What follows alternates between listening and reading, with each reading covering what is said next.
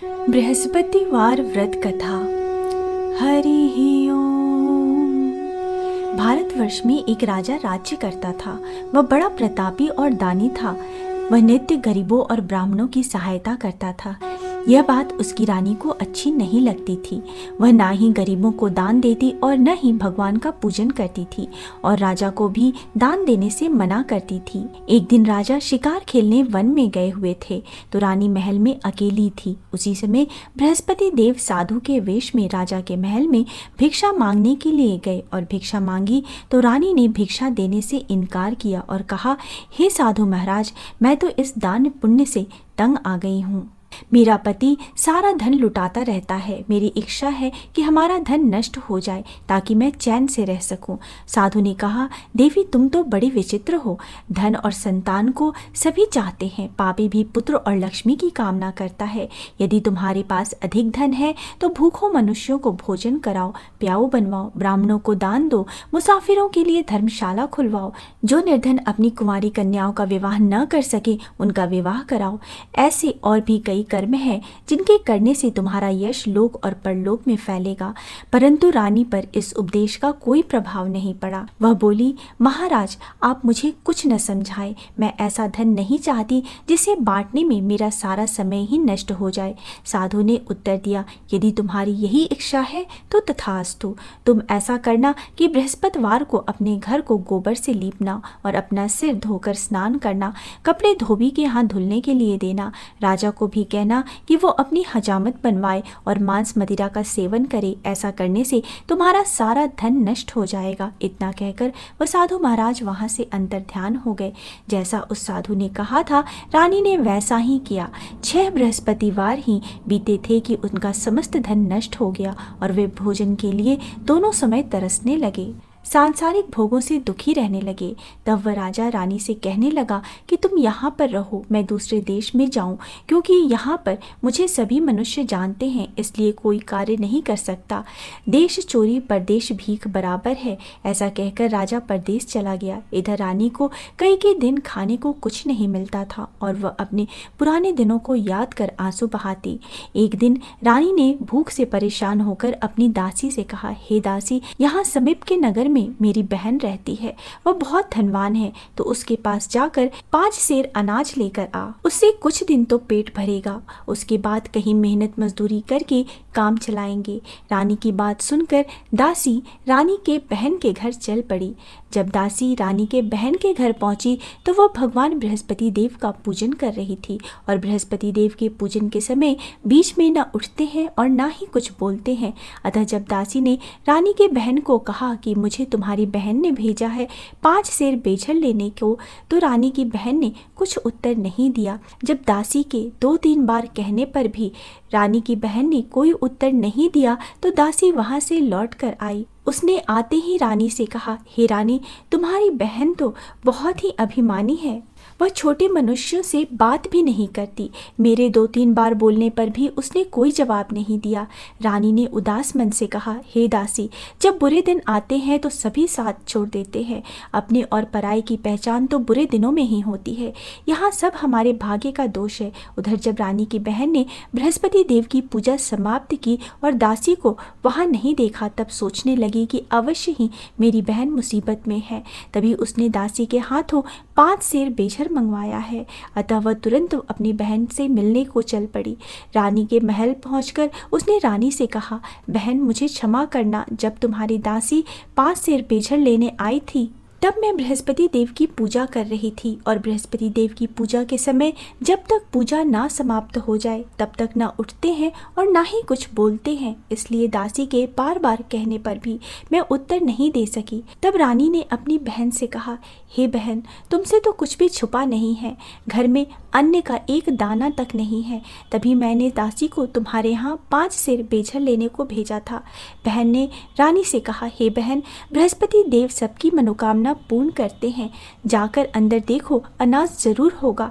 ऐसा सुनकर जब दासी अंदर गई तो उसे बेझर से भरा एक घड़ा मिला। दासी बहुत हैरान हो गई और उसने रानी से कहा, हे रानी, ऐसे भी हमें अनाज के बिना कई दिनों तक भूखा रहना पड़ता है। क्यों ना तुम बहन से बृहस्पति देव के व्रत की विधि को पूछ लो, तो हम दोनों भी इस व्रत को किया करेंगे। तब रानी ने बहन से कहा, हे बहन, मुझे भी बृहस्पति देव के व्रत की विधि तथा कथा बताओ, जिससे मैं भी बृहस्पतिवार का व्रत कर सकूं। तब बहन ने उसे बताया, हे बहन, बृहस्पतिवार को सूर्योदय से पूर्व उठकर स्नान करो और बृहस्पतिवार का व्रत तथा पूजन करो, लेकिन उस दिन सिर नहीं धोना चाहिए। चने की दाल, मुनक्का या किशमिश से केले के पेड़ के वृक्ष के पास बृहस्पतिवार भगवान की पूजा करो, घी का दीपक जलाओ तथा कथा सुनो। कथा समाप्त होने के बाद केले के जड़ में गुड़, चना तथा हल्दी मिश्रित जल चढ़ाओ। पूजा के बाद सबको प्रसाद लेकर जाना चाहिए। बृहस्पतिवार के व्रत में पीला वस्त्र धारण करो, बिना नमक के पीला भोजन करो, पीले फलों का सेवन करो। उस दिन एक ही समय भोजन करना चाहिए। बहन के वचन सुनकर रानी ने तुरंत ही भगवान बृहस्पति देव का व्रत करने का निश्चय किया। 7 दिन बाद जब बृहस्पतिवार आया तो रानी और दासी ने बृहस्पतिवार का व्रत रखा।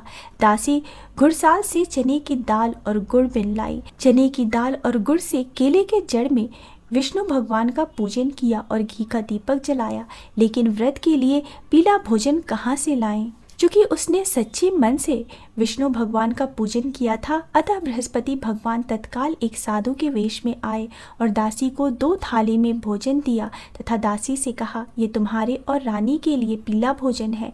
भोजन देकर बृहस्पति देव अंतर ध्यान हो गए। अब दासी ने रानी से कहा कि हे रानी, आओ हम तुम बृहस्पति देव को भोग लगाकर भोजन ग्रहण करें। तब रानी ने दासी से कहा, तू व्यर्थ में मेरी हंसी उड़ाती है, जा तू ही भोजन कर, तेरे लिए ही भोजन है। तब दासी ने रानी से कहा, हे रानी, एक साधु महाराज 2 सुंदर थाली में पीला भोजन देकर गए हैं, यह भोजन हम दोनों के लिए है। तब रानी ने बृहस्पति देव को भोग लगाया और फिर बचे हुए भोजन को दासी के साथ बैठकर ग्रहण किया। रानी के व्रत रखने से बृहस्पति देव प्रसन्न हुए। महल में फिर से पहले जैसे धन की वर्षा होने लगी। कुछ ही दिनों में रानी के पास काफी धन एकत्रित हो गया। अब रानी फिर से आलस्य करने लगी। तब दासी ने कहा, रानी जी, भगवान बृहस्पति देव की कृपा से हमें सब कुछ मिला है, अतः आलस्य को त्याग दो और भूखे मनुष्यों को भोजन कराओ, दान दक्षिणा दो, निर्धनों की कुंवारी कन्याओं का विवाह कराओ, प्याऊ तालाब बनवाओ, धर्मशाला खुलवाओ, जिससे आपके और आपके कुल का नाम हो और बृहस्पति देव आपका कल्याण करेंगे। तब रानी ने ऐसा ही किया। रानी और दासी की सब जगह प्रशंसा होने लगी। धन संपत्ति मिलने के बाद रानी को राजा की याद आने लगी। रानी ने एक दिन दासी से कहा, हे दासी, पता नहीं मेरे स्वामी परदेश में किस हाल में होंगे, मुझे अब उनका पता लगाना चाहिए। रानी ने पूजा के समय भगवान बृहस्पति देव से प्रार्थना की कि उनके पति को जल्द ही घर भेज दे। उधर राजा परदेश में बहुत दुखी रहने लगा। वो प्रतिदिन जंगल से लकड़ी बीनकर लाता और उसे शहर में बेचकर अपनी दुखी जीवन को बड़ी कठिनता से व्यतीत करता। एक दिन दुखी हो अपनी पुरानी बातों को याद करके वह रोने लगा और उदास हो गया। उसी समय राजा के पास बृहस्पति देव साधु के वेश में आकर बोले, हे लकड़हारे, तुम इस सुनसान जंगल में किस चिंता में बैठे हो, मुझे बताओ। यह सुनकर राजा के नेत्रों में जल भर आया। साधु की वंदना कर राजा ने अपनी संपूर्ण कहानी सुना दी। महात्मा दयालु होते हैं। वे राजा से बोले, हे राजा, तुम्हारी पत्नी ने बृहस्पति देव के प्रति अपराध किया था, जिसके कारण तुम्हारी यह दशा हुई है। अब तुम चिंता मत करो, भगवान तुम्हें पहले से अधिक धन देंगे। देखो, तुम्हारी पत्नी ने भी बृहस्पतिवार का व्रत प्रारंभ कर दिया है। अब तुम भी बृहस्पतिवार का व्रत करके चने की दाल व गुड़ जल के लोटे में डालकर केले का पूजन करो, फिर कथा कहो या सुनो, भगवान तुम्हारी सब मनोकामनाओं को पूर्ण करेंगे। साधु की बात सुनकर राजा बोला, हे प्रभु, लकड़ी बेचकर इतना पैसा भी नहीं बचता जिससे भोजन के उपरांत कुछ बचा सकूं। मैंने रात्रि में अपनी पत्नी को व्याकुल देखा है। मेरे पास कोई साधन नहीं जिससे उसका समाचार पा सकूं। फिर मैं कौन सी कहानी कहूँ ये भी मुझको मालूम नहीं। साधु ने कहा, हे राजा, मन में बृहस्पति भगवान के पूजन व्रत का निश्चय करो, वे स्वयं तुम्हारे लिए कोई राह बनाएंगे। बृहस्पतिवार के दिन तुम रोजाना की तरह लकड़ियां लेकर शहर को जाना। तुम्हें रोज से दुगुना धन मिलेगा, जिससे तुम भली भांति भोजन कर लोगे तथा बृहस्पति देव की पूजा का सामान भी आ जाएगा। जो तुमने बृहस्पतिवार की कहानी के बारे में पूछा है वह इस प्रकार है। प्राचीन काल में एक बहुत ही निर्धन ब्राह्मण था। उसके कोई संतान न थी। वह नित्य पूजा पाठ करता था। उसकी पत्नी न स्नान करती और न कन्या ही किसी देवता का पूजन करती। इस कारण ब्राह्मण देवता बहुत दुखी रहते थे। भगवान की कृपा से ब्राह्मण के यहाँ एक कन्या उत्पन्न हुई। कन्या बड़ी होने लगी। प्रातः स्नान करके वह भगवान विष्णु का जप करती, बृहस्पतिवार का व्रत भी करने लगी।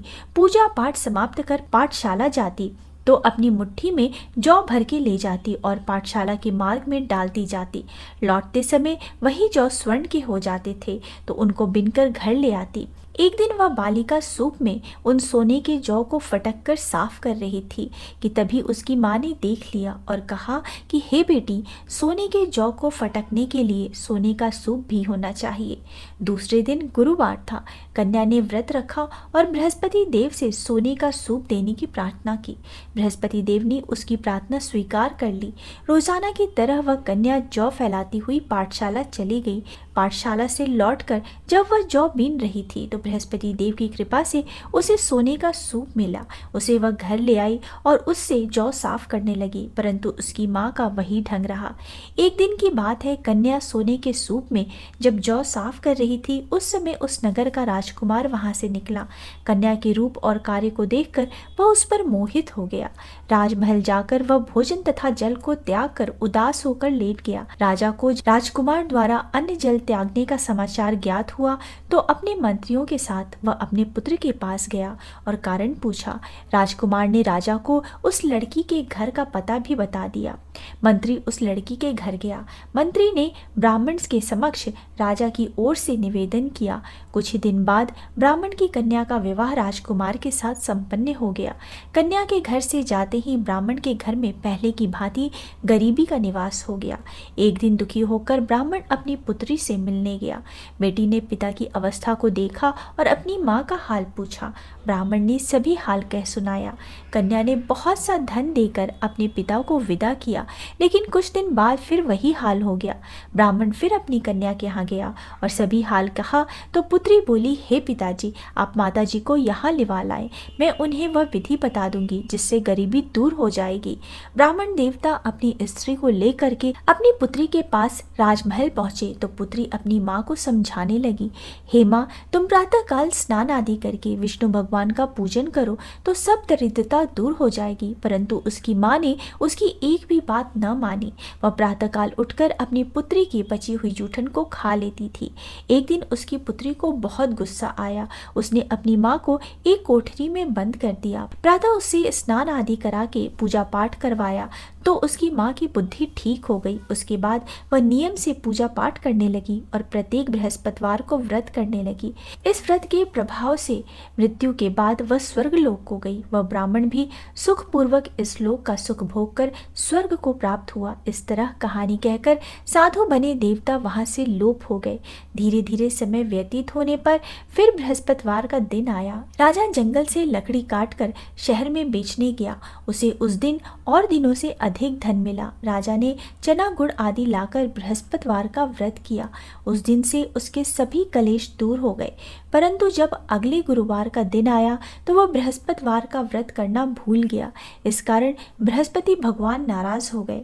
उस दिन उस नगर के राजा ने विशाल यज्ञ का आयोजन किया था तथा अपने समस्त राज्य में घोषणा करवा दी थी कि सभी मेरे यहाँ भोजन करने आवे, किसी के घर चूल्हा न जले। इस आज्ञा को जो न मानेगा उसको फांसी दे दी जाएगी। राजा की आज्ञा अनुसार राज्य के सभी वासी राजा के भोजन में सम्मिलित हुए, लेकिन लकड़हारा कुछ देर से पहुंचा, इसलिए राजा उसको अपने साथ महल में ले गए। जब राजा लकड़हारे को भोजन करा रहे थे तो रानी की दृष्टि उस खूंटी पर पड़ी जिस पर उसका हार लटका हुआ था। उसे हार खूंटी पर लटका दिखाई नहीं दिया। रानी को निश्चय हो गया कि मेरा हार उस लकड़हारे ने ही चुराया है। उसी समय सैनिक बुलाकर उसको जेल में डलवा दिया। लकड़हारा जेल में विचार करने लगा कि न जाने कौन से पूर्व जन्म के कर्म से मुझे यह दुख प्राप्त हुआ है, और जंगल में मिले साधु को याद करने लगा। तत्काल बृहस्पति देव साधु के रूप में प्रकट हो गए और कहने लगे, अरे मूर्ख, तूने बृहस्पति देव की कथा नहीं कही, उसी कारण तुझे यह दुख प्राप्त हुआ है। अब चिंता मत कर, बृहस्पतिवार के दिन जेल खाने के दरवाजे पर तुझे 4 पैसे पड़े मिलेंगे। उनसे तू बृहस्पतिवार की पूजा करना तो तेरे सारे कष्ट दूर हो जाएंगे। अगले बृहस्पतिवार को उसे जेल के द्वार पर 4 पैसे पड़े मिले। राजा ने पूजा का सामान मंगाकर कथा कही और प्रसाद बांटा। उसी रात्रि में बृहस्पति देव ने उस नगर के राजा को स्वप्न में कहा, हे राजन, तूने जिसे जेल में बंद कर रखा है उसे कल छोड़ देना, वह निर्दोष है। राजा प्रातःकाल उठा और खूंटी पर हार टंगा देखकर लकड़हारे को बुलाकर क्षमा मांगी तथा राजा के योग्य सुंदर वस्त्र आभूषण भेंट कर उसे विदा किया। बृहस्पति देव की आज्ञा अनुसार राजा अपने नगर को चल दिया। राजा जब नगर के निकट पहुंचा तो उसे बड़ा ही आश्चर्य हुआ। नगर में पहले से अधिक बाग, तालाब, कुएं तथा बहुत सी धर्मशालाएं, मंदिर आदि बने हुए थे। राजा ने पूछा कि यह किसका बाग और धर्मशाला है। तब नगर के सब लोग कहने लगे, यह रानी और दासी द्वारा बनवाए गए हैं। राजा को आश्चर्य हुआ और गुस्सा भी आया कि उसकी अनुपस्थिति में रानी के पास धन कहाँ से आ गया। जब रानी ने यह खबर सुनी कि राजा आ रहे हैं तो उसने अपनी दासी से कहा, हे दासी, देख, राजा हमको कितनी बुरी हालत में छोड़ के गए थे। वह हमारी ऐसी हालत देखकर लौट ना जाए, इसलिए तू दरवाजे पर खड़ी हो जा। रानी की आज्ञानुसार दासी दरवाजे पर खड़ी हो गई और जब राजा आए तो उन्हें अपने साथ महल में लिवा लाई। तब राजा ने क्रोध करके अपनी तलवार निकाली और पूछने लगा, बताओ, यह धन तुम्हें कैसे प्राप्त हुआ। तब रानी ने सारी कथा कह सुनाई। राजा ने निश्चय किया कि मैं रोजाना दिन में 3 बार कहानी कहा करूँगा और रोज व्रत किया करूँगा। अब हर समय राजा के दुपट्टे में चने की दाल बंधी रहती थी तथा दिन में 3 बार वह कथा कहता था।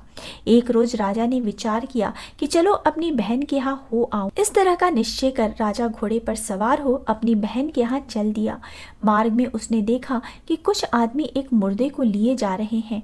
उन्हें रोककर राजा कहने लगा, अरे भाइयों, मेरे बृहस्पतिवार की कथा सुन लो। वे बोले, लो, हमारा तो आदमी मर गया है, इसको अपनी कथा की पड़ी है। परंतु कुछ आदमी बोले, अच्छा कहो, हम तुम्हारी कथा भी सुनेंगे। राजा ने दाल निकाली और कथा कहनी शुरू कर दी। जब कथा आधी हुई तो मुर्दा हिलने लगा और जब कथा समाप्त हुई तो राम राम कह के वह मुर्दा उठ खड़ा हुआ। राजा आगे बढ़ा। उसने चलते चलते शाम हो गई। आगे मार्ग में उसे एक किसान खेत में हल चलाता मिला। राजा ने उसे कथा सुनने का आग्रह किया, लेकिन वह नहीं माना। राजा आगे चल पड़ा। राजा के हटते ही बैल पछाड़ खाकर गिर गए तथा किसान के पेट में बहुत जोर से दर्द होने लगा। उसी समय किसान की माँ रोटी लेकर आई। उसने जब देखा तो अपने पुत्र से सब हाल पूछा। बेटे ने सभी हाल बता दिया। बुढ़िया दौड़ी दौड़ी उस घुड़सवार के पास पहुंची और उससे बोली, मैं तेरी कथा सुनूंगी, तू अपनी कथा मेरे खेत पर चलकर कहना। राजा ने लौटकर बुढ़िया के खेत पर जाकर कथा कही, जिसे सुनते ही बैल खड़े हो गए तथा किसान के पेट का दर्द भी बंद हो गया। राजा अपनी बहन के घर पहुंच गया। बहन ने भाई की खूब मेहमानी की। दूसरे रोज प्रातःकाल राजा जागा तो वह देखने लगा कि सब लोग भोजन कर रहे हैं। राजा ने अपनी बहन से जब पूछा, ऐसा कोई मनुष्य है जिसने भोजन नहीं किया हो, जो मेरी बृहस्पतिवार की कथा सुन ले। बहन बोली, हे भैया, यह देश ऐसा ही है। यहाँ लोग पहले भोजन करते हैं, बाद में कोई अन्य काम करते हैं। फिर वह एक कुम्हार के घर गई जिसका लड़का बीमार था। उसे मालूम हुआ कि उसके यहाँ 3 दिन से किसी ने भोजन नहीं किया। रानी ने अपने भाई की कथा सुनने के लिए कुम्हार से कहा। वह तैयार हो गया। राजा ने जाकर बृहस्पतिवार की कथा कही, जिसको सुनकर उसका लड़का ठीक हो गया।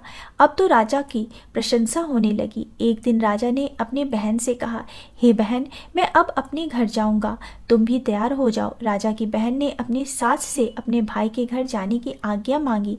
सास बोली, हाँ चली जा, मगर अपने लड़कों को मत ले जाना, क्योंकि तेरे भाई की कोई संतान नहीं है। बहन ने अपने भाई से कहा, हे भैया, मैं तो चलूंगी, मगर कोई बालक नहीं जाएगा। अपनी बहन को भी छोड़कर दुखी मन से राजा अपने नगर को लौट गया। राजा ने अपनी रानी से सारी कथा बताई और बिना भोजन किए शैया पर लेट गया। रानी बोली, हे प्रभु, बृहस्पति देव ने हमें सब कुछ दिया है, वे हमें संतान अवश्य देंगे।